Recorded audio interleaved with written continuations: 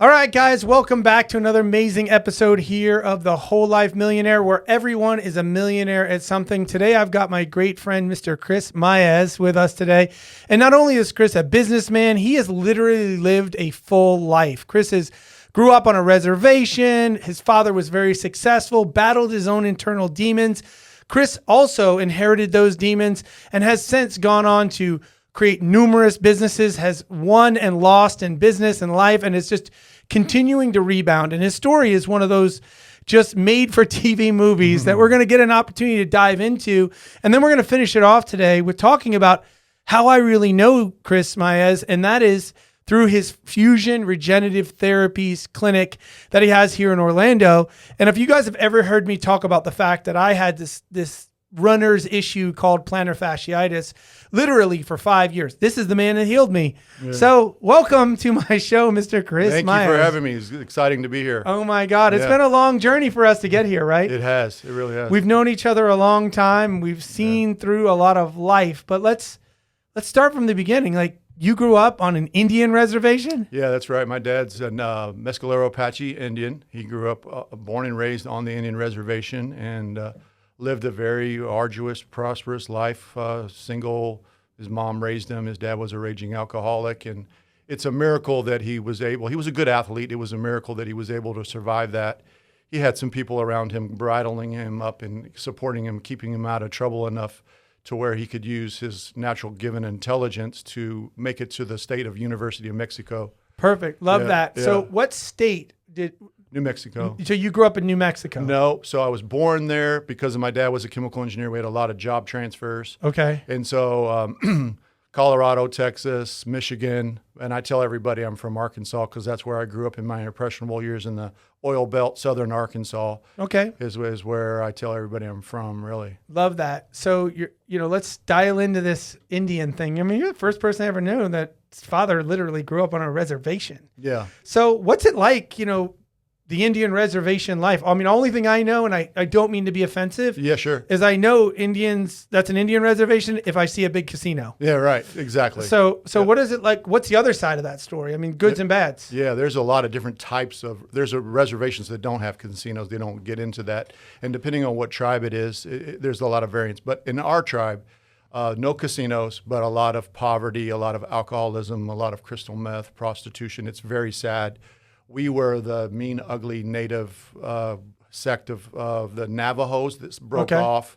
We were the criminals. We were the people going around scalping people and stealing their stuff. So you were like the banditos. Banditos, yeah. You were the warrior class. Correct. And then no longer a need for warriors, and now they just alcoholics, and it's really sad. When we go back and visit, it's really scary. It's really sad. And it explains a lot about my generation and the way that I am and the things like that. But it's crazy.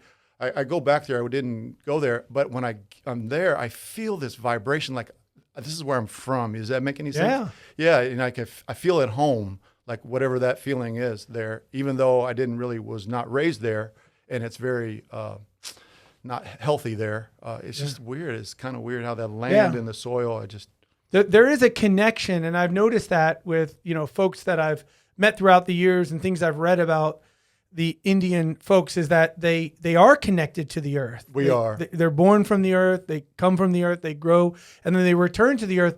And there's like this connection to, quote, their land. Yeah. And I mean, truth be told, we're on their land right now. Amen. Yeah. I mean, if you're in the United States, you're on Indian land. Right. And so when you go back there, you're connected. Now, my dad's an alcoholic. You mentioned your dad's an alcoholic. It's very common in Irish people for there to be a level of alcoholism. Yeah. And maybe that there's some trauma, some generational trauma around the potato famine and us coming here, and that may be that. Yeah. What do you think is the reason why folks that grew up specifically Indians have such a high propensity to be alcoholics and into drugs? Yeah. Not saying everybody is, but it's common from what I'm told. It's a good question. My best guess would be it's kind of a setup. I think the government kind of set them up and wanted to kind of like take them out. Yeah. Make them disabled on alcohol and drugs. So there's a free flowing in and out of alcohol and crystal meth. It's widely available and do it wide open in the streets. Well, and that's on an Indian reservation. The laws are different too, right? They are different. Yeah, absolutely. The federal is not in control on a reservation. So the own nation does that. And so the committee members of the tribe, they're in cahoots with the FBI, with the federal, right? So they're taking advantage of their own people. Wow. Well, that's story of kingdoms that have beautiful kingdoms that have gone to ruin has been that the ruling class has got into bed with the enemy or did what was in our own best interest. And we're just seeing it happening right here in real time. From the beginning of time. This kind of stuff. All right. Well, so you grew up, traveled all around the world. Traveled all around the United States with your dad, a chemical engineer. What was that like?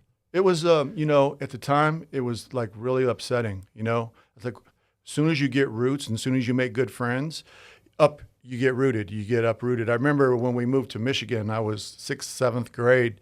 And when it was time to move, I ran away. They couldn't find me. The moving truck came and got all the stuff, and it was time to load up. And I hid way up high in a tree because I wasn't going to go. And so it was challenging to be uprooted so much and leave your best friends. And, you develop a reputation with your sport and all that kind of stuff. And it was traumatizing. But I know that skill later in life, it allowed me to be able to adapt to different people, different places easily.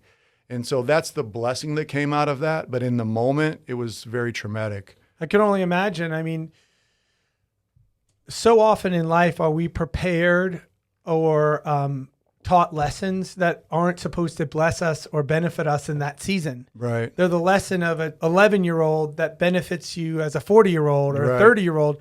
And we just can't connect the dots until we're 30 years old or 40 years old. And we draw upon that skill that we learned through that valley season of our lives. Yeah, that's a great statement, man. That is a power. I hope everybody heard that. Because if you are intentional about knowing that, then you can be more aware of that.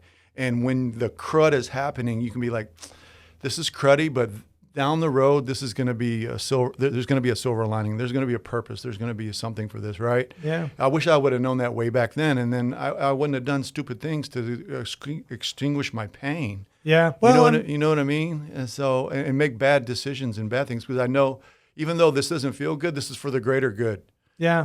And maybe I would have, I don't know about that. It's hard because, one of the things I try to remind people when I get a chance to counsel with them or coach them on things is that never in your life has there been a time where you know more than you know right now, right. or you have more experience than you do right now. Isn't that true? So the Chris of today, is trying to compare himself and say, hey, why didn't my 20-year-old self behave this way? Because he didn't know what you know now. Yeah, right. He didn't have the knowledge and the experience that he has right now. Mm. So, I try not to judge the Dan Grebe of, 30 or 40 or 20. Right. I judge him against what he could have known and could have done then. And I look back to find what are the things that I'm really proud of that guy for. Yeah. And what did that guy do that set me up for the wins for today? Yeah, absolutely. Because it wasn't always bad. No. But what I'm saying though is because it's just an idea, right? Yep. And you've been my coach before, yeah. right? And I've seen you coach many people. You're one of the greatest coaches on the planet, and I'm not just saying that because you're my friend. Well, thank you. You're very skilled and blessed, but it's a statement. If you when you coach your younger clients, and you give them this idea that hey, shit's going to hit the fan, when things are going to go downhill. This is a lesson, and it's not so stingy. You know what I mean? Yeah, of course. Yeah, that's all I'm saying. No, I get that. Yeah, I get that. Yeah. I get that 100%. I live by these 3 core principles. You've heard me say it a million times. I'm going to repeat it today. And that is that life is 10% about what happens and 90% how you respond. That's the first one. Yep. The second one says you are at the place, at the time, experiencing what you're supposed to be experiencing, going through what you're supposed to be going through, with whom you're supposed to be going through it, at the exact time in your life you're supposed to be going through it, as preordained by the God of the universe. Yeah, maybe sometimes, right? Yeah, well, you're definitely not having this conversation by accident. Well, there's the ego that, God's not involved in that. And so maybe something's happening to you and it's not God. God's like, okay, you want to do that? Go right ahead. I'm asking you to go this way. I know you don't really want to go this way, but this is the way to where you want a peace and serenity. And I'm living the consequences of that now. And Yeah, but I will tell you that man's going to always struggle with a big question. I'll get on to my third item here that I live by, but man's always going to struggle with this question.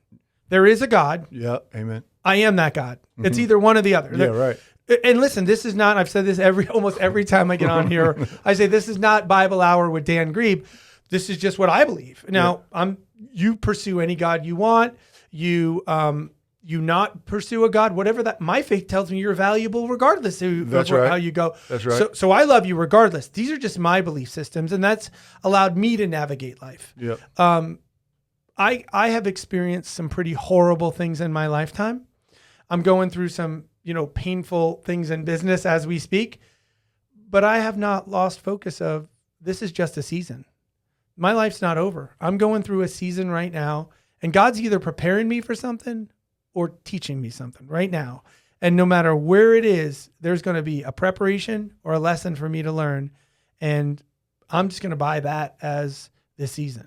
Wow. I felt that. I got chill bumps. I felt that. I'm going through the darkest season I've ever gone through in my life right now. It's not a coincidence that we're having this podcast and saying that on this channel right now. I appreciate you sharing that. I needed to hear that because mine's pretty dark. Well, we'll talk about it or we won't, but we'll keep trucking along here. Let me give you the third core principle that I live by.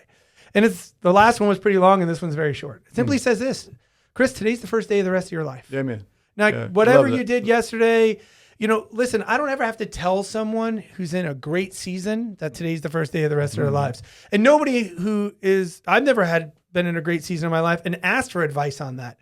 It's typically when life is happening or you're exiting the storm of a season or you're working through the storm that you got to remember that today's the first day. And what does that mean?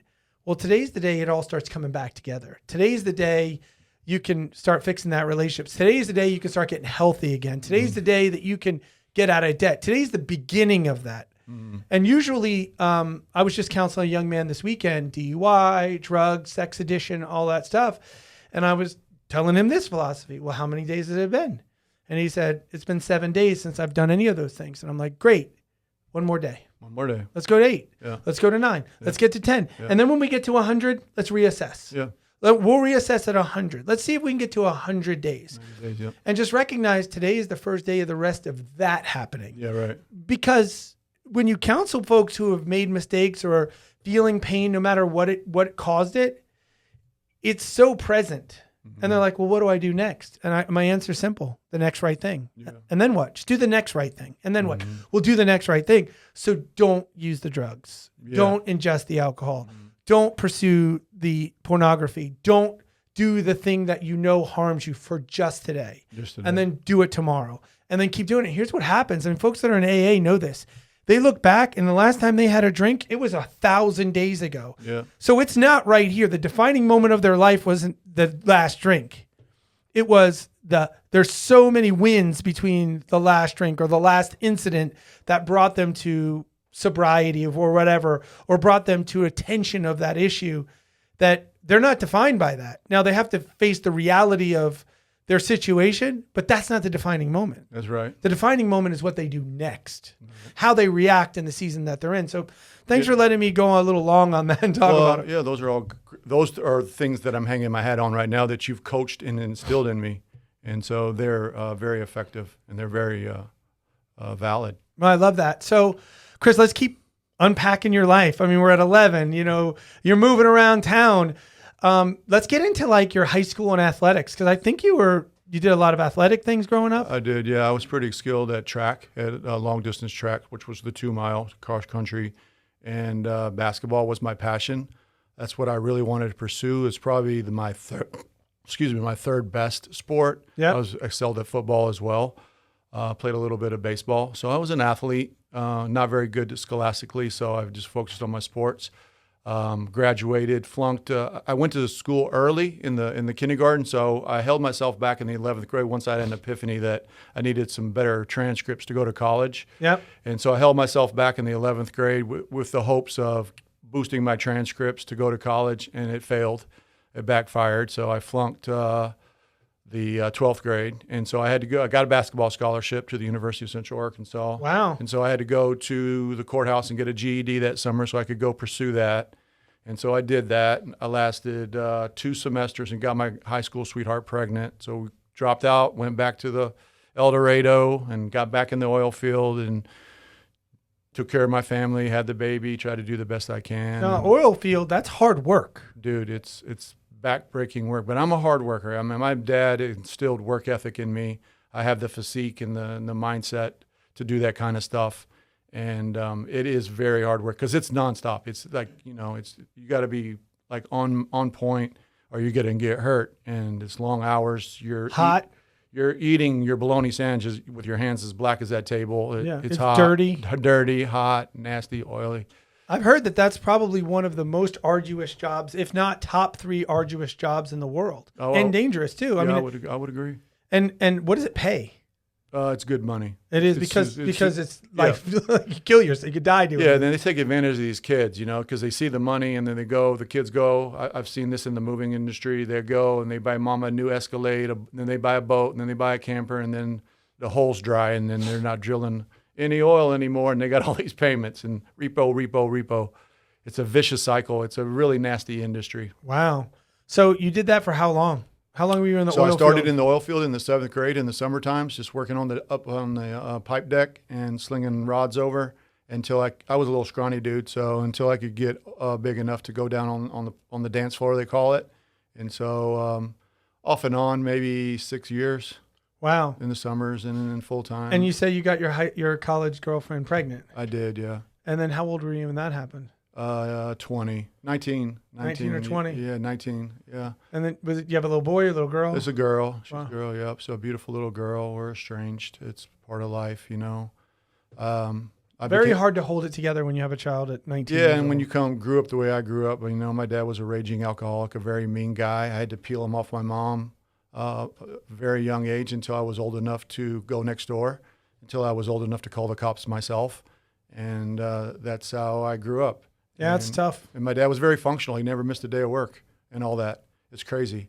And so. Wow. So that right there is a lot to unpack, Chris. I mean, the whole idea that you had to peel your dad off your mom, which means that your dad's basically beating the crap out of your mom. And, and at 10, 11, 12 years old, you're stepping in the middle of that. And those those swings do not have a name attached to them. No. So you're catching them too. Yeah. I'm like 4 and 5 years old doing this. Oh my gosh. Yeah. And I vividly remember these memories. And and it happened until, I was a teenager. And finally, he decided he wanted to stop drinking. There's a difference in sobriety between not drinking and being sober. And my dad was a dry drunk. And so he became a dry drunk and then became very narcissistic and condescending and hateful. And so I strived most of my life just to get my father to tell me that he was proud of me and that he loved me. I all these awards, marathons, basketball scholarships. I ended up going to college finally to maybe get an attaboy out of there. And I think maybe I finally got a half I love you, half I'm proud of you before he passed. But I spent most of my life chasing that. Yeah. And how old are you? I'll be 58 in April. So, I mean, I'm 50, you're 58 years old. Our generation, we both grew up with the abusive dads beating up our moms and doing all that stuff. And when you called the cops when I was a child, they would say, well, like, what's the problem? Exactly. And it was terrible. A piece of chicken? Yeah, like, what the hell's going on here? Why are you calling us for this? This is family stuff. Yeah. Just a different life we grew up in. I'm watching my mom get abused and you watching your mom get abused, getting involved. Just terrible. But like the thing that you said that struck with me, and I hope that a lot of men can hear this now, is you're almost 60 years old. Yeah. If you could hear your dad say, I'm proud of you today, it would be meaningful. You want that. Oh my God. I'm about to cry right now with just you saying that. Yeah. Like, so think about that, fathers out there today, like the impact of, you do not have to be the world's greatest man. You don't have to have major accomplishments. There's a little boy or a little girl that already thinks you're their hero. That's right. I heard one man say that his father was a phone man. And he said, my dad to the world was a zero, but to me he was my hero. Yeah. Yeah. And It's very important to know that, because there is a reality of this thing. And now in the Christian world, we call it generational curses. Yeah, that's what I got. You grow up with this, and then you become that. Yeah. And then you do that, and someone can stop it. Now, Chris, in your life, today's the first day of the rest of your life. Today's the first day, and you fixing that if you want to or whatever. But there's other people listening right now that I really want them to hear loud and clear. Today's the first day of your life. Like, if you're not happy with the way your dad treated you or your upbringing happened, like, now's your chance to change that. Yeah, Someone you always don't have can. to be a victim of that, right? And you can be the person that starts to change, bring health and wellness into the family tree. Yeah, but Chris, you have a great heart. I mean, I know you. I mean, I really know you. You and I have talked a lot. I've been through life with you. Yeah. I mean, I know you, know you. There's a traumatic response that is almost uncontrollable or unconscious that folks have due to their abuse. And like, you and I are both cut from the same cloth of like being abused by our parents, feeling that pain. And we talk about it almost like it's normal. Right. But we're talking like, in my world, 11 years old, broken eye sockets, teeth knocked out, like that's crazy. It's nuts. We watch so much violence on TV that we just think that like that shit's just normal. And the reality is it literally changes your trajectory of your life based on those things. And then this desire for approval of men. Yeah. And then it leads us to then make these other big, big mistakes in our lifetime, all to get the approval of man. Yeah. Like, I want my dad to approve of me, so I'll do all these things that are futile. Yeah. And then maybe dad's out of our way, and another person gets into our life that we see as a father figure, and we chase after them, and then they lead us in a wrong way and they manipulate us. Right. And then we go hang out with the wrong people. And before we know it, we are now our dad. Yep. And I hear that a lot. And listen, there's no indictment upon people that are in a tough spot or made bad decisions, because today's the first day of the rest of their lives. That's right. Like, that is so powerful. It's not about what you did. Yep. It's about what you're going to do now. Yeah. All right. So that's a lot, man. Yeah. So thank you for sharing it. And thank you for being, really vulnerable. And one of the things that I like to remind my guests, especially when they share the stuff you're sharing today, is like, there's someone on the other end of this camera right here that you're looking into that needed to hear that they're going to be all right. They're going to be all right. Because you made it, Chris. Like, are you 100% happy with your life story? Nope. But you know what, Chris, like, you are changing people's lives in your practice. You are making a big difference in people's lives based on who you are. Yeah. You're very well loved. I mean, you are not defined by your failures, because you have 10 times more successes. However, you're still wounded. And we're talking about those now. Okay. So Chris, you go through high school, you chase after dad's success. What's the next milestone in your life? Well, during that divorce and all that, and up into that divorce, my drinking. Okay, tell me who you married. I married my high school sweetheart. So the girl that you got pregnant in college, you had the baby. Yep. How long were you guys married for? 4 years. And then when it crumbled due to just immaturity and, her parents were all up in my grill and all that kind of stuff. And well, I get it. Yeah. So hard to win in that environment. Yeah. And I was all by myself, no support. My parents were dysfunctional. They weren't going to help me. I didn't have any mentorship of any kind. I wish you could have been around. Oh, you might want to say. But nonetheless, my casual drinking turned into a full-blown alcoholism, and I almost killed myself getting out of Arkansas, going to live with my parents in Ohio because I was left all alone, and I flipped my car end over end with every possession that I owned in it. It was packed slam full. It was like a bomb went off in a house when I flipped it, and I almost killed myself. I had a traumatic brain injury, hole in the lip, the whole nine, and finally made it to Ohio. My mom came and got me. Stop there. Like, we can't. There's too much to unpack there. Ooh, baby. So obviously you said you were casual drinking. I was, and and then it kind of turned into therapy. Like, no longer am I just drinking to have fun, but now I'm drinking to cope with life on life's terms. Take this pain away. Make this pain go away. And the pain is, divorce. Daddy issues. Divorce. And then divorce, and then my child. Yeah, you got a child that you're obviously not happy with the way that's going. Yeah, I mean, I just lost my wife and my child, and I have no power, no money, no anything, nobody to help me. And I got to make it back to mommy. Got to make it back to my And mommy. so you get in your car to drive home, and I get drunk to get in my car to drive home. because Yeah. why did you need to be drunk to drive home? I needed to be drunk just to just to go. It was like that. I just needed to. So the definition of an alcoholic to me is a person that starts drinking, they can't stop drinking, right? It's an obsession. They just can't stop. So the idea was just to drink 2 or 3 beers to stabilize myself. Well, it turned into a 12-pack, and I ended up driving out of town on a rainy day and went over a hill that had a curve at the bottom of it, and then literally the car flips. Now all your possessions are gone too. they literally blew in the sky. It was like a bomb went off. And then, so what happened after that? Did you get arrested or go to the hospital or walked away? What happened? It was totally God's grace over me. I should have been like paralyzed, whatever. I walked to the house right in front that I flipped in, knocked on the door. I reached in my pocket. I had no cell phones, and I had a match pack from my friend's wrecker company. And that's the only way I knew who to call. And I called him, and only by the grace of God, he answered the phone. And he came and got me and took me back to where I needed to go. So during this season of your life, and I want to kind of make sure we're clear on this, were you like going to church and reading your Bible every day? I was, yeah. So you were practicing Christian, but you were also full-on alcoholic. Yeah. I came to Christ when I was 14. I felt the conviction immediately when I went to church with a friend.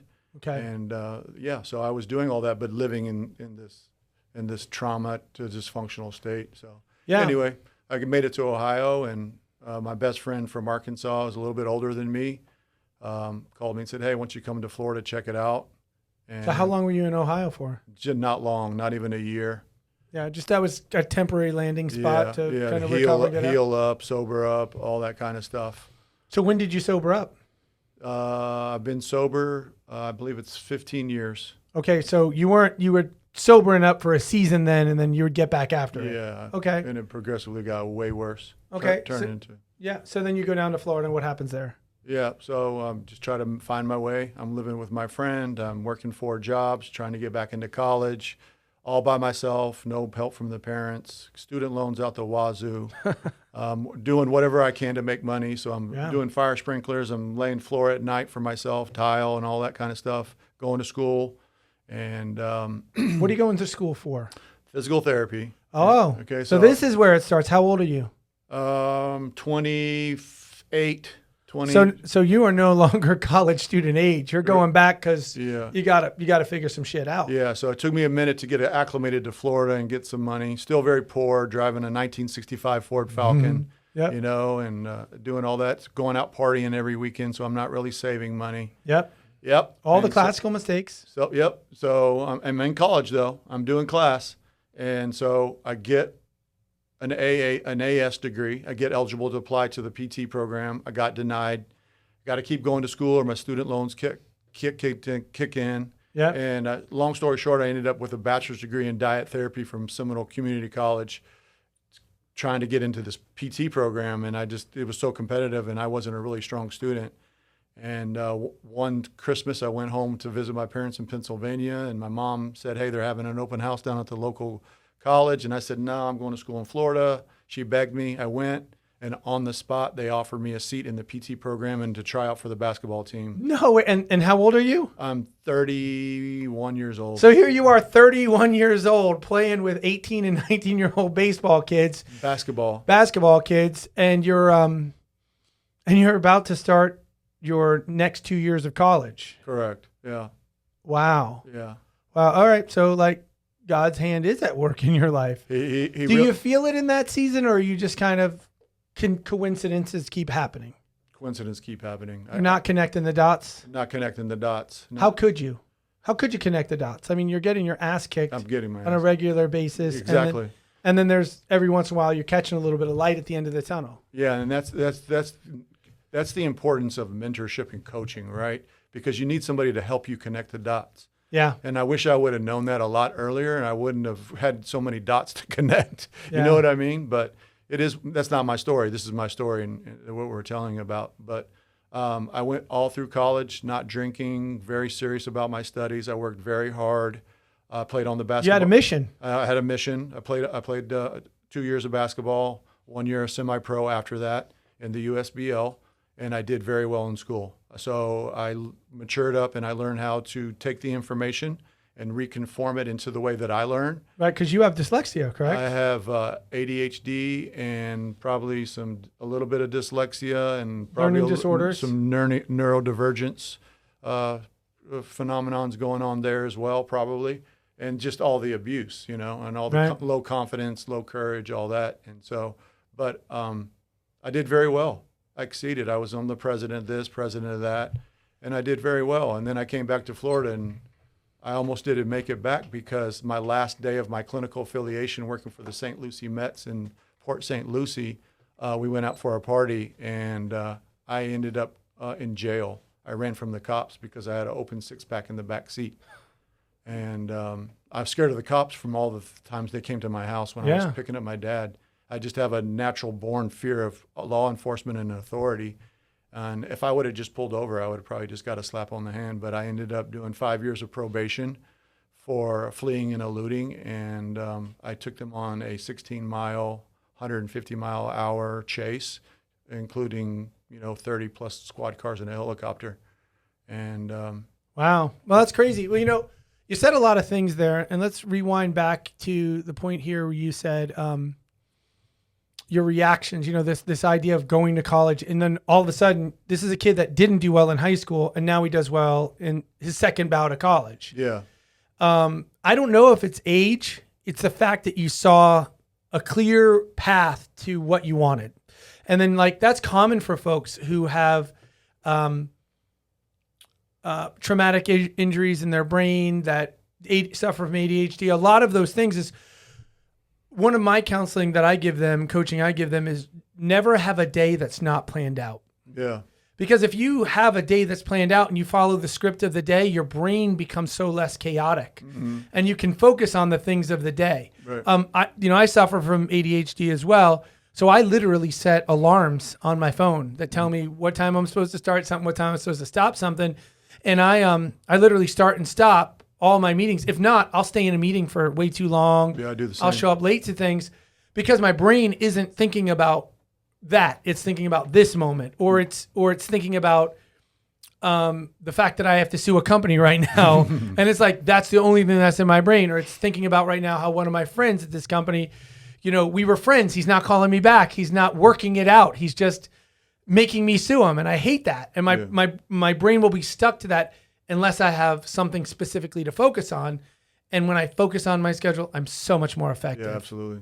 A blank canvas of a day is a day usually wasted. And that's not just for folks who have ADHD. Yeah, ADHDs or learning issues. That's anybody. So the more detailed you are in your daily plan, the more likely you are to follow it, the more likely you are to win that morning, which then wins that afternoon, which then wins that day. Yeah, so good for in you. Today's society with all the cell phones and access and stimulus. All that. Stimulus, yeah. They say that we are only designed to accept about 10,000 bits of stimulus in a day, and we receive somewhere in the area on a very conservative level about 75 to 85,000 bits of stimulus per day. Yeah, and it's toxic to the brain. Yeah, and it just destroys you, and it just makes it really difficult to concentrate and get anywhere. And then obviously the accessibility of more information. Yeah. TikTok, Facebook, today the goings on, the news and the world news and the things that are going on that we literally have no say and ability to do anything about it. We're thinking about it, we're contemplating it, we're emotionally investing into it, and it's just destroying us. I mean, it clearly is. Okay. All right. So congratulations to you for pushing through and getting your PT degree. Thank you. I mean, I'm the beneficiary of that, as many other people are. But at the same time, you're still kind of operating with a lot of drinking going on. Yeah, I am. Yeah. And when did you decide when was enough when that you obviously got in this car chase down in Port St. Lucie, you get arrested, 5 years probation. Is that enough for you to stop, or you just keep on keeping on? Keep on keeping on until my next wife divorced me. So you get married again. How long were you married? 7 years, and she divorced me and said, I'm out. I'm not doing this anymore. And before the divorce actually went through, I'd already been convicted. What happened was, so in sobriety, when you go to Alcoholics Anonymous, they give you poker chips to note lengths of sobriety. Yep. And the first chip is a white chip. It's a surrender chip. So by the grace of God, I have 7 of those. And So that means you've done it 7 times. I You've gone and come back relapsed 7 times. in 15 years. And no, just in my journry of trying to get sober, Okay, which got was over the course of probably a year and a half. And I relapsed 7 times. The last time was what really got me was everybody had left me. My wife had left me. My daughter had left me. Stepson had left me. I'm living in a house, no electricity, no running water, no food, no nothing, just pitiful, drunk self. And I'm also using drugs. And so I was at the drug house having fun one night, and pocket full of drugs, pocket full of money, got up to go to the bathroom, and the drug dealer came and stuck a 9mm in my mouth and was going to kill me. It was her boyfriend came out, pulled it out, told me to run. I was so scared I didn't know what to do because I'm high and I got money and drugs, and it seemed like it was 30 minutes. It was like 3 nanoseconds, but I ended up leaving. I went home. I finished partying by myself. I probably passed out for 24 hours, and this is what really got me. When I woke up and I realized I was out of stuff, I went back to the same place that I almost got murdered. And thank God nobody answered the door. And so I drove my pitiful self back home, and I passed out for a couple days probably. And when I woke up and I looked around and I saw my house was empty and nobody was there and there was no electricity and I couldn't even take a shower, and I realized that I almost went back to the place that killed me, that was it for me. Wow. So what's the lesson behind that? Oh man, there's so many lessons. World according to Chris Maes. Yeah. Maes, I said it wrong. Yeah. It takes what it takes. You know, I kept coming back. We say that in Alcoholics Anonymous, it takes what it takes. So what does that mean? It takes what it takes. You know, what it means is that, you know, if you don't get it the first time, you got to get up and get back after it. And, you know, with whatever faculties that you have. You heard my story. I've had a very traumatic life. And so I'm a slow learner. It takes what it takes. You know, I have to. Is that, or what you, I just want to make sure I'm clear, is what you're saying, it takes what it takes for you to realize that enough is enough? Yeah. Like for you, maybe if it was, you know, some people, they, you know, I know someone that I interviewed just recently that just realized, like, I'm borrowing money from my little brother. Yeah. And like, for him, that was like, I need to straighten my shit up. Yeah, right. That was, it takes what it takes. As in your case, it took somebody putting a gun in your mouth. Not a DUI, not a divorce, not a loss of a job, not a this, not a that. It takes what it takes. Got it. So that's what that means. And you can apply that to business as well, or anything in life, right? And depending on the circumstances. And so that's a big lesson. You know, it takes what it takes. It takes what it takes. Yeah. Is that, I've heard people talk about, you know, and I need you to tell me, because I've been to AA as a counselor. I snuck in. Yeah. You're not supposed to do that. There's some meetings where you can go. Open meetings, yeah. But there's others where you shouldn't. But I had someone that in my practice, I mean, I'm a full-time real estate agent. On the side, I do some trauma therapy where basically all I do is entrust people. Yep. They trust me, and then I get them to go get the help. And I go as an addict with them. I go as a thing with them. So I'll take them to a therapist. I have a bunch of great therapists. And I'll literally sit in the room with them, and they'll just know Uncle Dan's in the room with me. Yeah. So I'm safe to talk about this. Yeah, right. And so I sat in a couple of rooms before with Alcoholics Anonymous and obviously lied. I'm Dan, I'm an alcoholic. But for me, I didn't think I was lying because my dad was an alcoholic, and I feel like the majority of the men in my family are alcoholics. So that gene is in me. It just never got activated. Yeah, well, maybe not. I mean, I don't know. I mean, it's a self-diagnosis, right? And so if you ever found yourself drinking too much and making bad decisions, you could identify as an alcoholic. Yeah, I'm so afraid of it that an incident will happen. I'll run into someone who says, like, I got too drunk and I did this. And I'm like, that's it, 100 days. I'm not having a drink. That's my sign. Yeah. It takes what it takes. I'm not drinking for 100 days or whatever. And it's not the alcohol alone that is my trigger. It is that I don't want to grow up to be like my dad. Yeah, well, exactly. So therefore, I won't drink. You know that these lips have never drank a cup of coffee. Oh, wow. Or a cigarette, because my dad drank coffee and cigarettes, and when he'd abuse me, I could smell the cigarettes and coffee on his breath with the alcohol. So I've never smoked a cigarette, never smoked marijuana, never drank coffee. I drink tea, but I've never had coffee. When I say you never, had alcohol?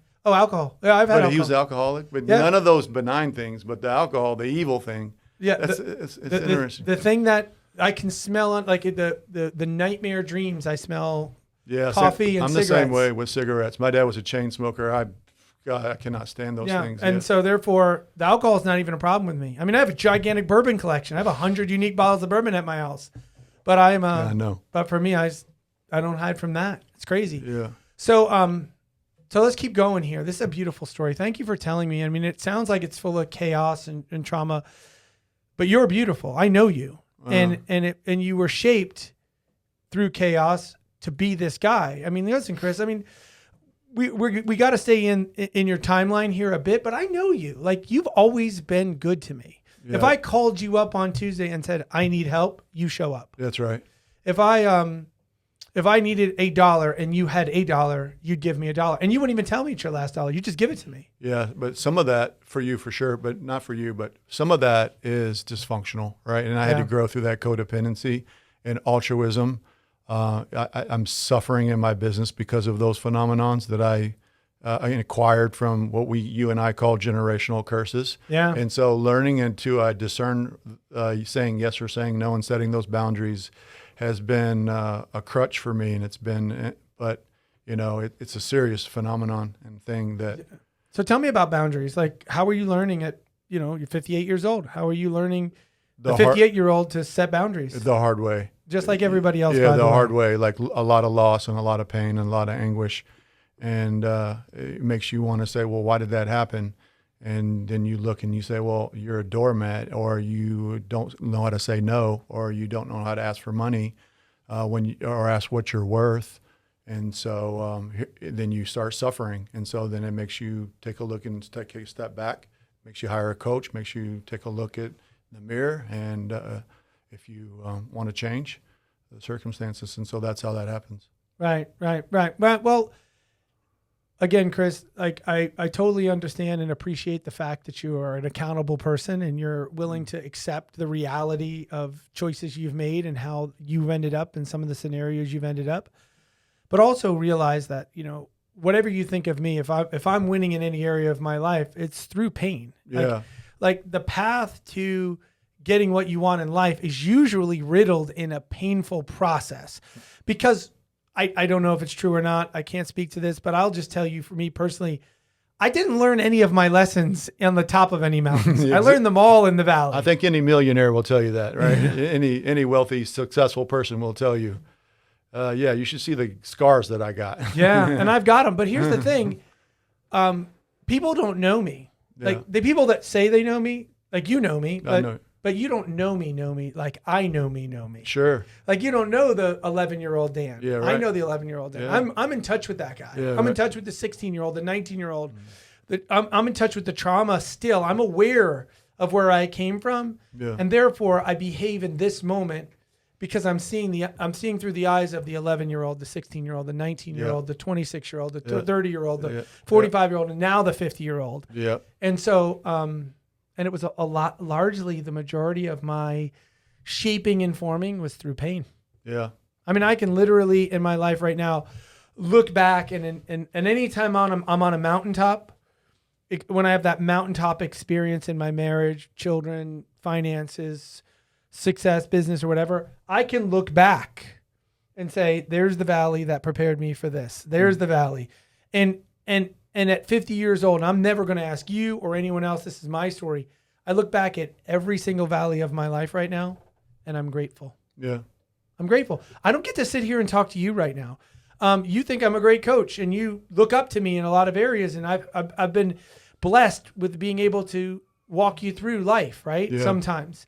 And it's only based because of those valleys.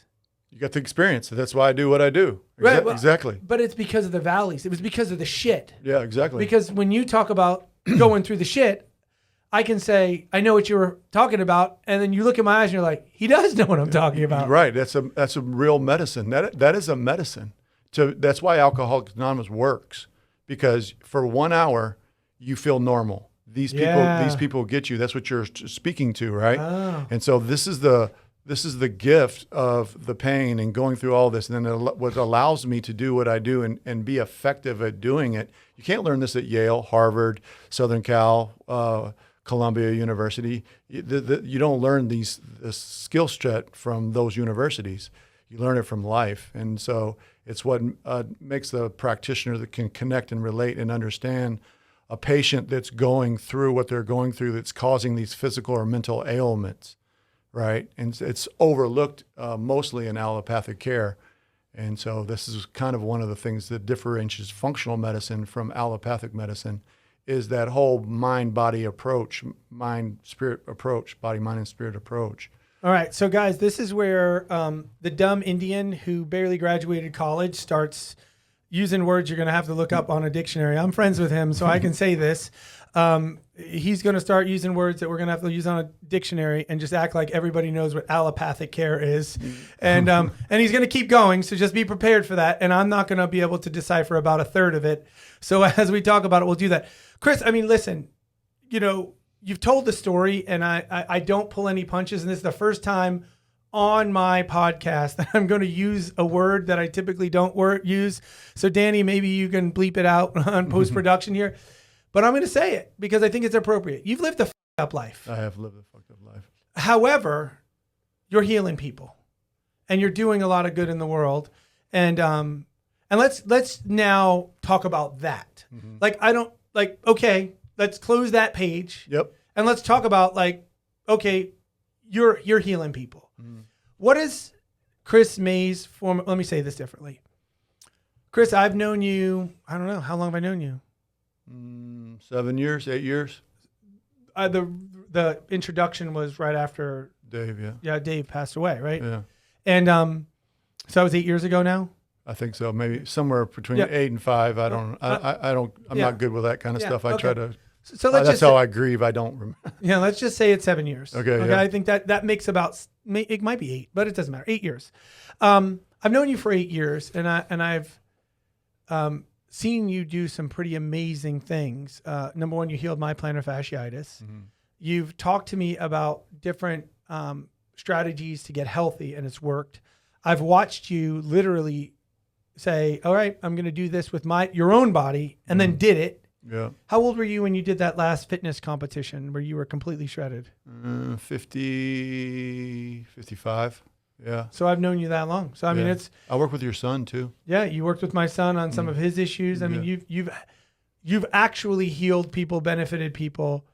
What do you do? I mean, I'm not just saying hey, I have fusion regenerative therapies and come see me. No. What do you do? So 2 years ago, I was ordained in my tribe as a medicine man, as a healer. Okay. And so I've been fascinated with the human body my whole life. My mom gave me an anatomy and physiology book for children when I was very young, and I remember being very fascinated by that.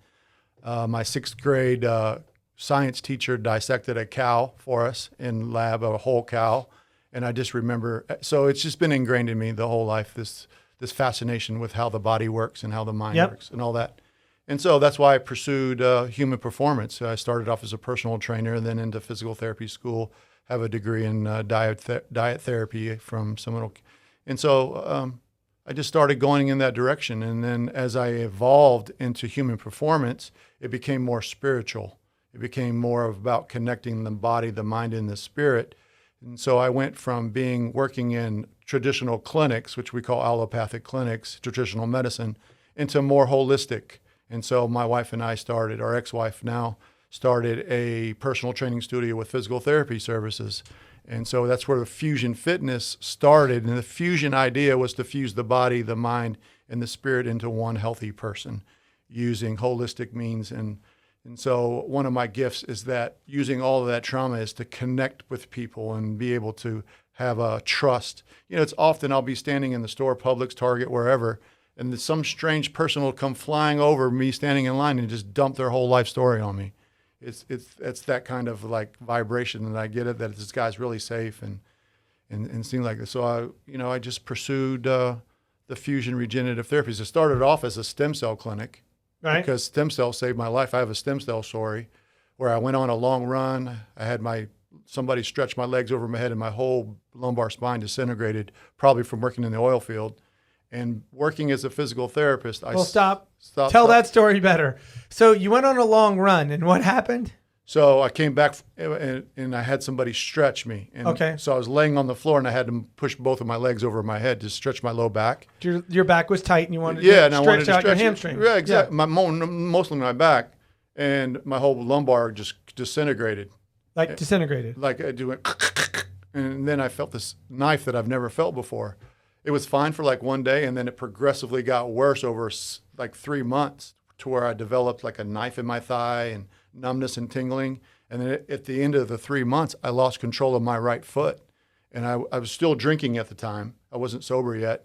And I got clinically depressed because I felt stuck, that I wasn't going to go and get those surgeries that I've been rounding as a physical therapist for the past 5 years in the hospital, because I saw the outcomes. You get one surgery, then another surgery, then another surgery, and then you're stuck with whatever outcomes, a wheelchair or dragging your foot.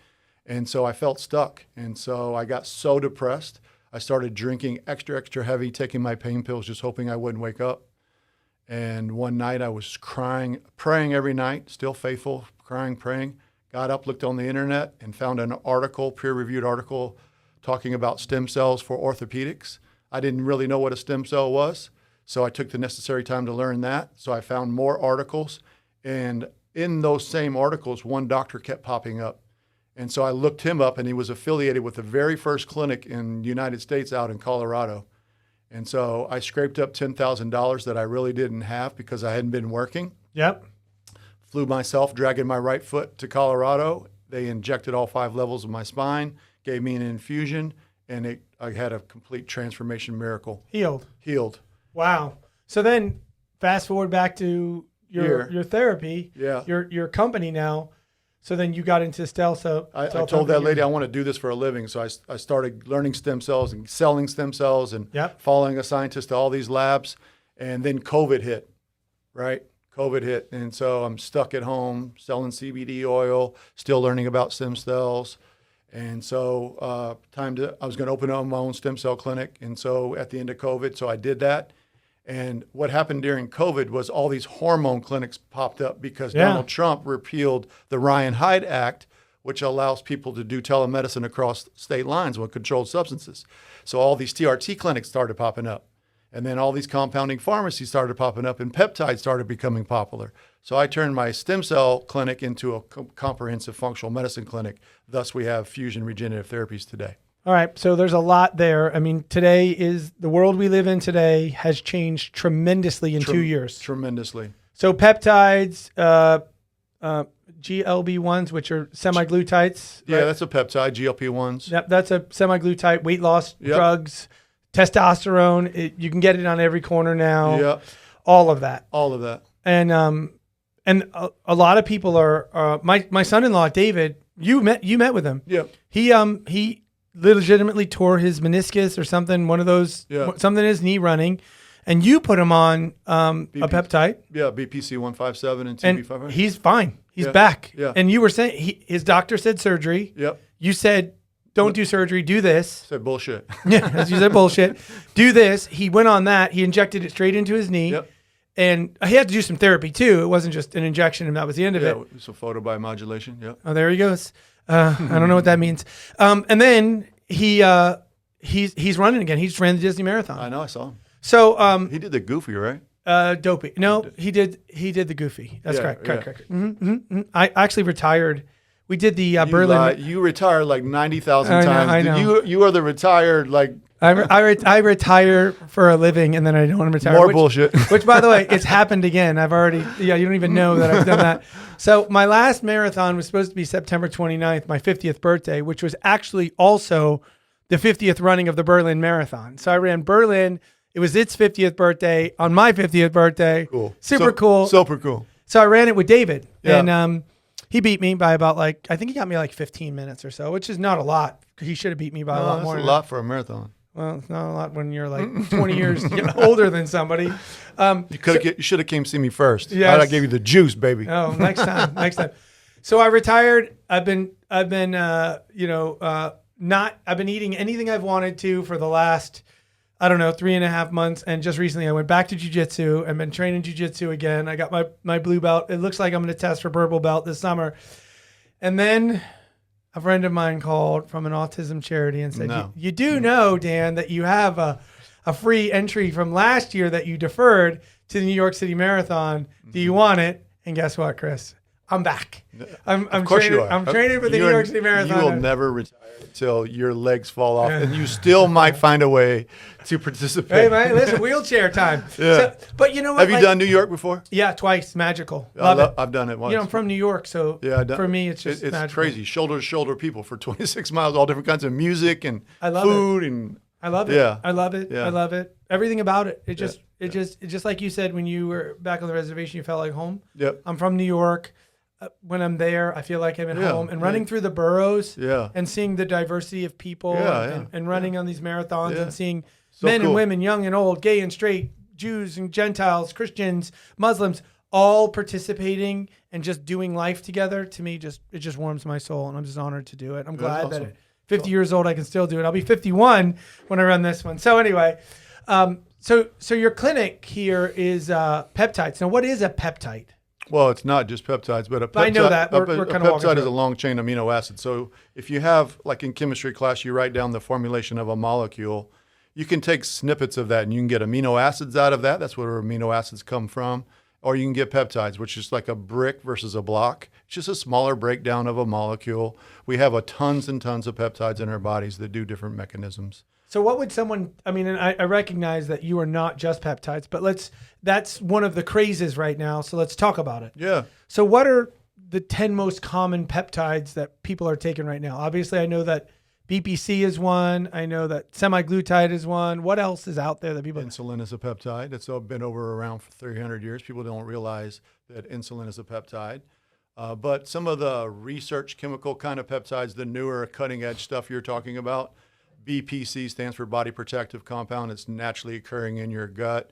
Thymosin alpha 4. A lot of it's a game we're playing with. So what do they do? Like, just tell me it and then tell me what you take it for, how it benefits your body. They modulate. They're modulators. They make your systems of your body work more efficiently, or they protect. So BPC, body protective compound, is naturally occurring in your gut. So when you get a virus or a bacteria, you eat too much alcohol, it protects the gut lining because everything happens for the gut. Second brain is your gut. Second brain is your gut. So right. God realizes that we need to protect this, so he made BPC and put it in your gut. So we can harvest this from plants and other animals. It's bioidentical to a human and put it in a joint or on your skin or heal a wound or whatever. But we got really smart. Come closer to your mic, please. We can synergistically combine peptides for a greater effect. And so what would somebody use BPC for? Like soft tissue injury. Like David had. Yeah, or gut health problems, right? Because it comes from the gut. So you take it orally for gut health, or you take it like what David had and what I did for your plantar fasciitis and inject it near the soft tissue injury. Yeah, well, I was just telling one of my friends recently who is a doctor, and I tell him I got healed from plantar fasciitis. He's like, you didn't get healed. And I'm like, no, this guy did it. And he's like, Chris, before I met you, and I want to get back to this peptide talk, so we're talking about this one right now. I literally saw multiple doctors, and I was on the verge of getting surgery for my plantar fasciitis. Yeah. And when I saw you, people had stuck needles in my heel before. They had done stuff. But what you did is you used the voodoo tape. Yep. And you taped my foot up. And I try to explain this. Correct me if I'm wrong. You basically tape my foot up with voodoo tape, which is this like very stretchy plastic wrap. And you taped my ankle and then the bottom of my foot. So my heel was exposed. And it basically kept the blood in the area. Correct. Then you injected me with the peptide. Correct. And then you slowly released it. And then what happened is the naturalized oxygen came in and blew up the peptides and made it operate even better. Is that what I'm... Perfect explanation. Exactly the process. That's exactly how doctors and people like you say it. It just blew up the peptide. Yeah. It made it... Gorged the area with nutrients, blood and oxygen, like you said, and you put in the growth factor, and you take that tank, that pool of healthy, vibrant blood, put a growth factor in it, and then release it, and it disperses right through the inflammation. Oh my gosh. See, I mean, and that was the only time that's anyone's ever even brought that type of therapy up. Yeah, and so I pride myself on studying protocols, and that's what makes us different at Fusion is not just giving it or doing it, but what is going to make it work better? What is going to make it look better? So like a lot of things that we do, I won't prescribe like semaglutide. I won't prescribe that until we got their mindset straight, right? Or maybe they got bad knees. They come in and they got like stage 1 arthritis, stage 2. I won't do any orthobiologics on them until we address their obesity and their sugar problems. I'll make sure they're anabolic, meaning that they are in a growing state.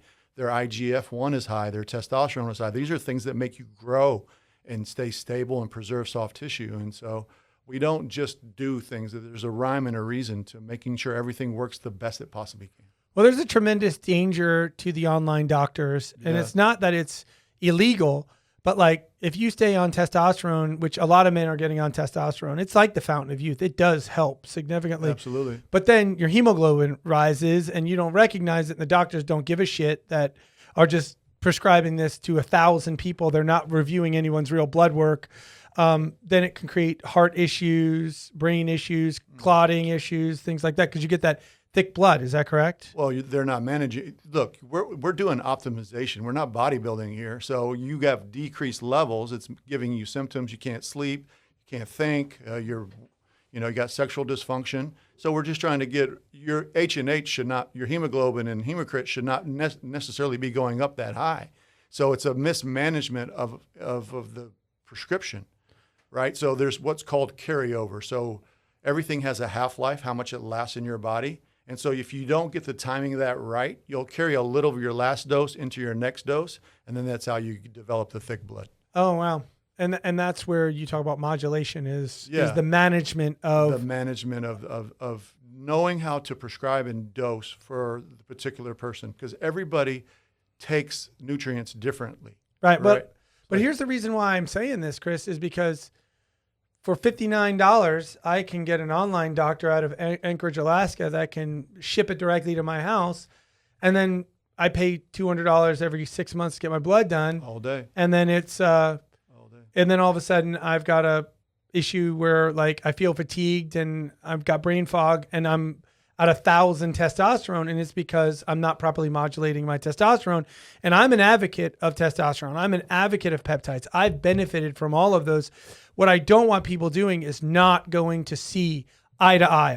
I have a rule in business and in life. Number one is my doctor's not my doctor. And anyone that I do any type of business or consulting with, my doctor's a consultant. Yeah. So my doctor's going to consult with me about my health because nobody cares about my health more than I care about my health. That's right. So I'm only going to take the information you've got. I'm going to weigh it against what I know. I'm going to weigh it against other people's opinion, and I'm going to make the best decision for me. You're a consultant. Yep. But I have a rule with all the people I do business with and I consult with. If I can't choke you, I don't want to do business or have you as a consultant. So that means if you're in Anchorage, Alaska, and you tell me to do something and you're not attached to the outcome, like I can't be like, you told me to take this and now it's destroying blank and I choke you. Yeah. Like, I don't want to do business with you. That's why I don't invest out of state because I have accountability when I look somebody in the eyes. I can tell. But you can do telemedicine though, right? I don't do telemedicine. I meet with people in person or on video, but for me, they have to be.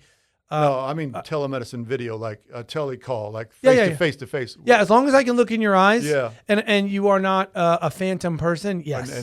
Yeah, I agree with you. Good, better, best in person because you're exchanging vibration, you're sensing, you're feeling. Yeah. That's medicine, that's therapy, that's trust, that's all of that stuff. Yeah, and so you do in-person and telemedicine, but you don't do this like $59. You're a number, screw you. Nope. I'll give you what you want, but you just send your check. Maybe to a fault. We're the complete opposite. Yeah, well, I mean, to a fault because you got to tighten up your business practices, but not to the detriment of your clients. Detriment of you. We are servants first. It's about our clients and our patients first. And about efficacy and safety. I was raised by a chemical engineer. We had to do a MSDS on our cereal when I was growing up in a material data safety sheet. I mean, I'm being silly, but you know what I mean? I take quality and efficacy very seriously. It's number one. Yeah, I love that. So going through this, we started with peptides. Like you said there's a few of them. Give me a couple more common peptides that you are working with right now or people may see online and like want some better understanding about. Well, there's a classification called growth hormone secretagogues. that are always, there's always new ones added to it. What they do, they're called ceretagogues because they make your gland, your pituitary gland that secretes growth hormone, to manufacture and dump more growth hormone. And it's usually when you sleep. And so growth hormone is very anti-aging, skin, hair, nails, eyes. It can also control adipose tissue. It can also put on some actual muscle mass, allow you to train harder, recover quicker, things like that. That's why it's banned in most sports. So there's those whole growth hormone ceretagogues. There's cognitive stuff like C-Link, C-Max. There's sexual health. There's Well, tell me about the cognitive stuff. What is that? Explain that to me. so there's like dihexa and certain peptides. What does that do? It helps with neuron synapses, and it also helps clean up. Your brain has its own immune system. Right. So there's brain diabetes, Alzheimer's, Parkinson's. And so it helps control the blood sugar of the brain. It helps control the synapses of the neurons, the vibrance of the neurons. And so very profound. Yeah. And then is there anything else? So we understand you've got we've got testosterone, then we've got the soft tissue items, you've got the cognitive side, you've got the weight loss side. Is there anything else we're not thinking about? Yeah, so mitochondrial function and immunity. So there's the immune modulators and the mitochondrial functions. So what do those do? So the mitochondria is the powerhouse of the cell. So if you think of a cell phone, the cell phone has this super chip in it, has 4 or 5 cameras, a flash, and a bunch of other components that communicate with each other. None of that's any good without a good quality battery that can sustain that output, that demand of output. And so the mitochondria that's in every single one of your trillion cells of your body is the battery pack of that. So we have things that can bolster the mitochondria, which if you have a cell that's failing, could be enough power to help that cell rejuvenate itself. I love that. So let's stay in this vein of talking about your practice. Give me, if you could, I know that because you're in medicine, you can't say names or anything that would, violate the HIPAA laws or whatnot. But tell me a couple of cases and stories where, someone came in, they had that, you put them on a kind of a protocol of some sort, and they got better. And I want people to relate. Like, oh my God, that's me. Yeah. I have several of those stories. Well, you got me with plantar fasciitis. I could not run at all. Yeah. It was killing me. And I have a high pain tolerance, and I was limping and trying to run. Yeah. So a couple ones. One that comes to my mind quickly is there's a female UFC fighter that came to me with just horrible low energy, just super low energy. She had been at another clinic, and they had just really misdiagnosed her. She had a thyroid issue that was being treated as a thyroid issue and not as an autoimmune issue, is what she really had. And so we tweaked her meds, we switched her meds, and literally in 48 hours, she became a different person. She was absolutely in tears. She sent me a picture of her playing with her son in the playground, crying that I haven't had this much energy since I was a kid. And this is a professional UFC fighter. Wow. And so that's one. There was a female lady that had been with another weight loss clinic that had been on all the toolbox of stuff and came to us. And I have a special process of what I call making everybody ride bareback. So I don't deploy anything until I make sure that mindset and that spirit set is ready, because those GLP-1s is going to flip some switches and turn that food noise off, turn that pain off, turn that trauma off. And so you lose the weight. But when you lose the weight, that switch is going to come back on, and I want you to be ready for that. And so there's a lady that was just completely hopeless. It was a miracle that she even showed up. She said, I'm going to give it one more shot and pray that you have something I haven't had before. And it's that mind approach. So we call it fusion, mind, body, spirit approach. And it was that mind approach that was the real medicine for her. And so that felt good. What were her results? She lost all the weight that she had. We had a pair of a mini skirt. She's my age, a little bit younger. She had a mini skirt that she wanted to fit back into. And so we set that up. I made her write a lot of letters to she had a lot of the same trauma that you and I did. And that's what her issue was. It wasn't the fork. It wasn't the Twinkies. It wasn't the food. It was her spirit was tormented that kept that cortisol pumping all the time, the codependency, the people pleasing, all of that. So I coached her into a program of that, and we got rid of a lot of those crosses that she was carrying, and that just freed her up to allow the weight to come off. Rock on. Rock on. How much weight did she lose, roughly? She lost 120 pounds. And how long? It took her, I go slow. These stuffs will rip the muscle right off your bone. So It wasn't fast enough for her, but she's very grateful now today. So it took 8 months. 8 months to lose 120 pounds. I recognize what you're saying. I lost 100 pounds in about a year. Yeah. But here's the deal. Anytime you win quick, Yeah. the problem with going from here to here super fast is you don't change in the process. That's right. So what you want to do is you want to win, stabilize, grow, stabilize, grow, stabilize. Yeah. And there's this idea that if you fall back, you only fall back like 1 or 2 steps because you have stability. Well, here's the problem. Whether it be making money or succeeding at some level, it's this idea that you made a lot of money your first 2 years, but then you didn't change. All right. So then, therefore, your spending stayed the same, and now you're just spending more. Yeah. So now you make $200,000 a year, and you're still broke. That's why lottery winners are usually dead or even worse. Yeah. Within 1.5 years, right? Yeah. Because there's no change. That's right. And so there's one of my old friends used to say, no change equals no change. So therefore, there's no change. And the same is true with health and wellness, is that you learn a new skill. You stabilize that new skill, you learn a new skill, you stabilize that new skill. So over the 8 months, if you lose the weight, or a year, ideally you lose 100 pounds, then what happens is your body modulates better to it. For me, I lost my weight way too fast and it blew out my gallbladder. Yeah. So I had to have emergency surgery. But anyway, you grow, stabilize with this process. And then what ends up happening is that you've changed. So by the time you get to that ideal weight loss, you now have adopted the new lifestyle. It became you. Got new paradigms, new habits, new understandings, new education. That's why we make people go bareback. And sometimes it's 2 weeks, sometimes it's 6 weeks, sometimes it's 8 weeks before we deploy any injection, any weight loss aids, and of any kind. You got to be patient. It's transformation, right? We're into transformation, and that's what you're talking about. We're not into aesthetics and weight and looks. Of course we are, and that's what they come for. But we at Fusion are in everything that we do in for the transformation. Love that. That's beautiful. Yeah. So give me one more story about that. So I had a gentleman, again my age, came in with a grade 3 posterior horn tear. What does that mean? So you have your meniscus. It's 2 little jelly donuts that sit on your lower leg bone, and then your upper leg bone has 2 balls that sit down on those jelly donuts. And so where they come together in the back of your knee, there's a horn that sticks up. And it's very commonly, it's torn. And this guy wasn't a runner or an athlete or anything. He's just, he's a hard worker, and it tore, right? And so he came in for the tear. And so we do blood work on everybody. We don't just inject like a lot of clinics do. I want to make sure you're anabolic. I want to make sure your IGF's 1 up. And I noticed there were some coronary anomalies that were concerning to me.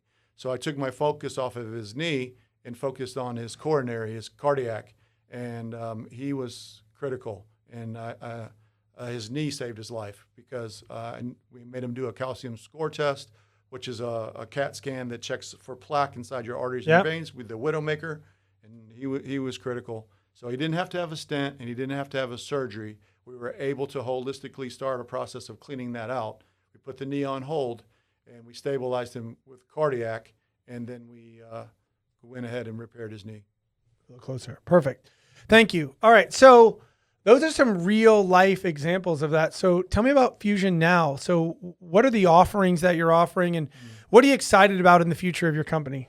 Yeah. So we have 3 pillars of service: health optimization. In that pillar, we see people that are not sick, that don't want to get sick, people that are recently diagnosed that don't want to go to traditional care and do a holistic approach of hopefully curing that and not being sick anymore, and chronically sick people that are on a lot of medications and a lot of doctor's appointments that are sick and tired of that and want to try a different way.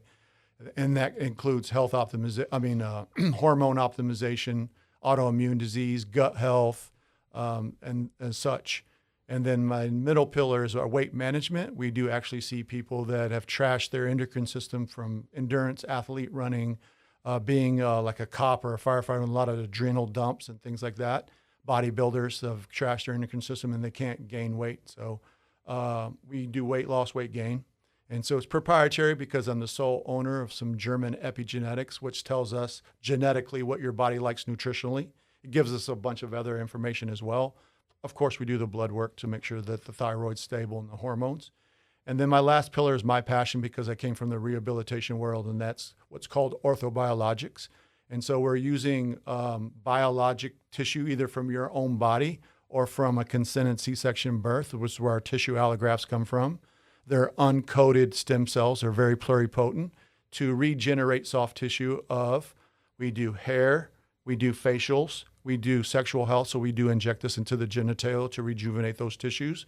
And then we do a lot of joints. So we, like my gentleman I just spoke of, to repair his meniscus or his elbows or backs and knees and all of that. Wow. You're doing a lot. Super proud of you, and to think about, you're being humble. You didn't talk about this, but you have a lot of UFC fighters that come see you, a lot of top tier athletes that come to see you, obviously a lot of successful business people, well-to-do folks that come to see you because you're the cutting edge of this. You don't like to say that, but you're the guy that the other doctors say, I'm pretty much done everything I can. Go see Chris and his team.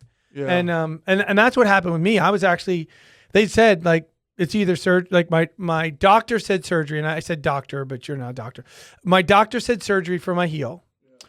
My chiropractor said I'm just done. Yeah. There's nothing left for me to do. Right. And then I had saw some other folks that kind of live in your space, and they were scratching their head too.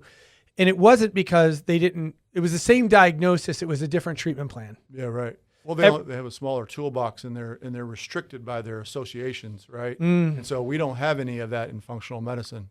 And that's the beauty of functional medicine. And we can take a 50,000-foot approach and look down and find out what the root cause is.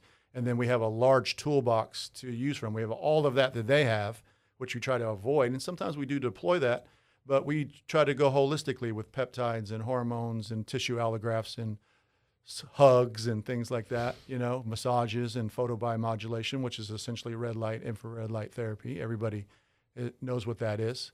The fancy name is called photobiomodulation.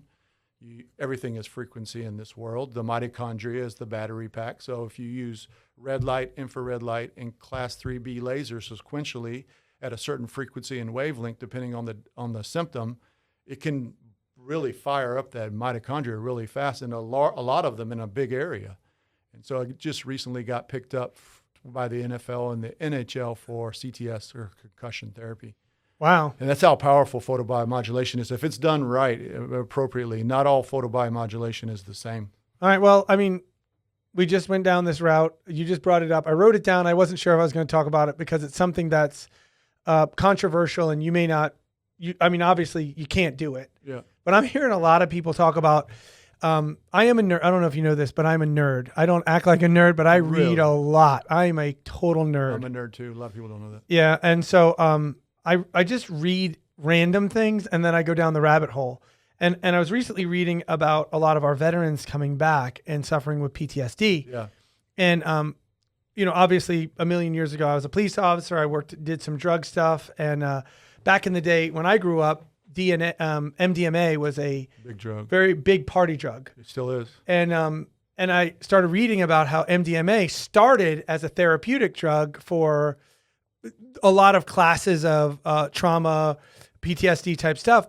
And then from that study, I went into psilocybin mushroom therapy. Mm-hmm. And evidently that's taking off now. Do you have any thoughts on that? I do. So I'm Native American. I believe those. Well, by the way, so mushrooms have never been illegal, and they've been around you your whole life. Peyote is common in the native. Is peyote a mushroom? No, it's a cactus plant. Okay, keep going. Yeah. So it's a psychotropic thing, and so I'm a believer in application and deployment of those things. Ketamine is one. Yeah, that's another big one. Big one. But again, everybody's just making money, and it's got to be purposeful, and it's got to be done methodically and medicinally, right? Because you want to teach the brain how to function. You just don't want to. It's like why I make people go bareback. You got to change that cognitive mindset. So we could just flip some switches with some psilocybin and wash some things out, but you really naturally need to learn how to meditate and pray and grind that out to the best you can. I'm not saying not to use psychotropics. They do have a place. They're very medicinal. I believe that's why God gave them to us. But like a lot of things, peptides and hormones, they're mismanaged and misdiagnosed and overdiagnosed. Does that make any sense? No, it makes a ton of sense. I've never, obviously, because I'm so conservative and used no drugs in my lifetime, I actually got my medical marijuana card about 6 months ago. You did? And I put a photo of it on my, I was going to use it to get some stuff for an injury that I was feeling on my back, just to kind of see if it would work. And I put a photo into our family group chat, and one of my kids wrote back, "Hell has officially frozen over." That's funny. Because like, I knew who that was. I'm the farthest away from any of that stuff.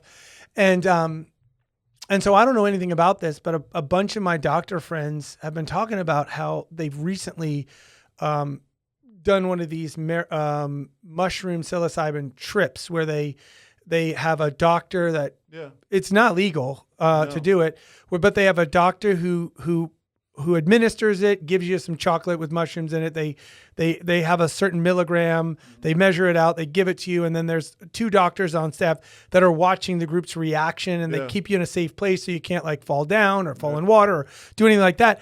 And all of the studies, the things I've read, these are not published studies, just anecdotal studies. And then the people that I've physically spoken to have said that the use of these mushrooms is basically like this cleansing of the brain. Like it just removes a lot of the negative thoughts and negative storage of trauma in your brain, and it cleans it out. It's like a dirty fishbowl adding new water. Yeah, and it's true. It is true. Tell me what you know about that. So you know that you have trace amounts of DMT, which is another psychotropic that's used by a lot of people. You know, Joe Rogan is very open about his usage of DMT for that exact same reason. I think I'm going to have him next on my podcast. I might give him a call. It would change your life. If he came on my podcast, it would be over for you. Done deal. I for some reason I don't think he's going to come, but we'll see if we. You never know. Yeah, you never know.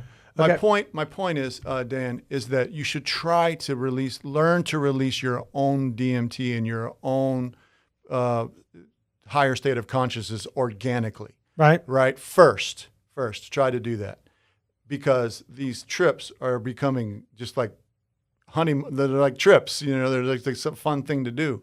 There is higher states of consciousness. There are people that have overcome PTSD, suicidal thoughts, nightmares, all of that. That's great. That's all fine and well. But I'm just like, let's teach yourself to do that for yourself without having to do that. And maybe you microdose with that. Well, that's what I've heard. A lot of microdosing talk. Yeah, but ayahuasca is like a big. Heard about that? Ayahuasca. It's frog poison. I forgot what they call that. Really? Yeah, they put this frog poison. They burn it into your arm, and same thing. But I've done mushrooms once. I've done LSD once as a youth, and it was horrible for me. And I'm wondering if it's because I've been in such a panic, save my ass life for my whole life, that I have this control that I, for once, don't have control, and I just bug out. I just really bugged out.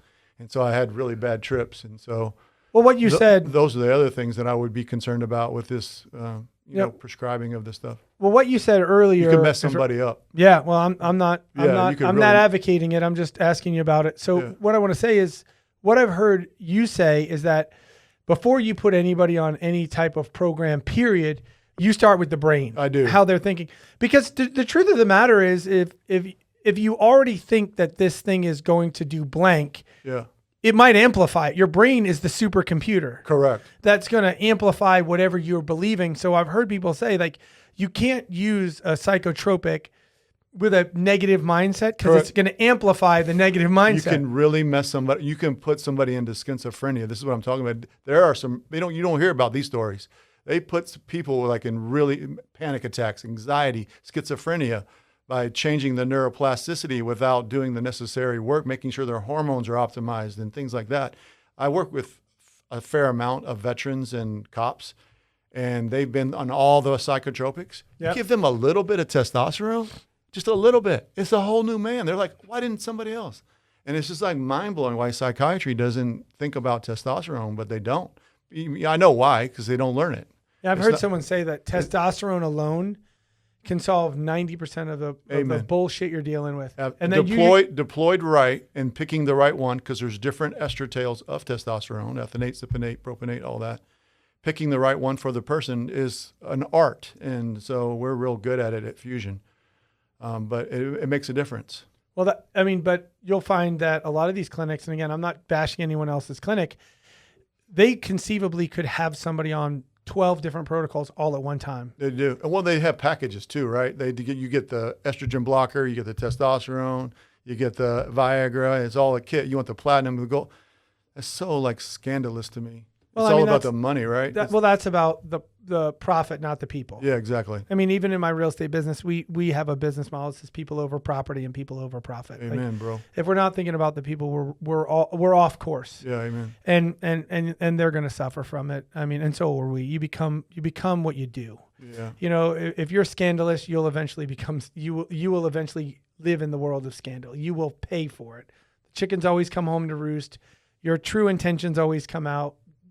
That is reality. Yeah, it's laws of life, right? Of course. And there is a divinity at play. Yep. And the laws of nature are exact. Yeah. And they will not allow things to be out of balance for too long. Like it just. I hope not. I can just tell you that if we were to look at your life, I mean, you know, you've had a fair amount of difficulty, and then you start weighing it against the positives. By the time this story ends, I think your story's gonna end well. I think the story of your life, you will say it ended well. That's the prayer. That's the prayer. That's the faith. I'm confident that that's going to happen. Amen. Because I receive that. Yeah. There's a God that's better than us. I receive that. And there is a plan for your life that may require 59 years of chaos for 10 years of life changing. Yeah. I don't know. I love that. Well, Chris, I receive that. I'm honored to have you on. I think that we probably ended right where we needed to. We said exactly what we needed to say. If people want to get a hold of you after this, what's the best way to do that? I would like for them to call me directly on my cell phone at 689-284-4321. They can also go to fusionregenerativetherapy.com and find us through the website as well. There's a website there. We also have nutritionviagenetics.com. And that is our epigenetics website. You can learn more about epigenetics via nutrition through that website as well. All right, I can't spell all that, so the chances of me actually typing that into a browser aren't happening. But here's what we're going to do. We're going to have Chris tell us how to spell that, and we're going to put it in our show notes so you guys can look it up from there. Sound good, Chris? Sounds good. All right, guys, listen. Everyone's a millionaire at something. Now, Chris is clearly a millionaire at life experience. I mean, he has told a story of a lot of chaos and trouble along the way. But I think in the midst of all those valleys, he's also finding some beautiful mountaintops. Our friendship is a beautiful mountaintop. The people that he's really helping are experiencing mountaintops experiences as a result of the valleys that he's going through even today. If you're someone who's going through a valley and needs a little bit of love, DM me, reach out to Chris. And you don't have to hire me as your coach or Chris as your provider for us to just give you a word of encouragement. That's how we live our lives, and we're beautiful to do it. Here at Whole Life Millionaire, we're looking for real people. Yeah. People who didn't just were born silver spoon and now they're successful. We're really looking for people who are winning. Transformational. Have a transformational lives, but they're winning despite their adversity. Yeah. And you are. I'm proud to call you a friend. Amen. I'm honored to have you. And thank you so much for being here today. God bless you, my friend. The pleasure's all mine. God bless you as well. You got it.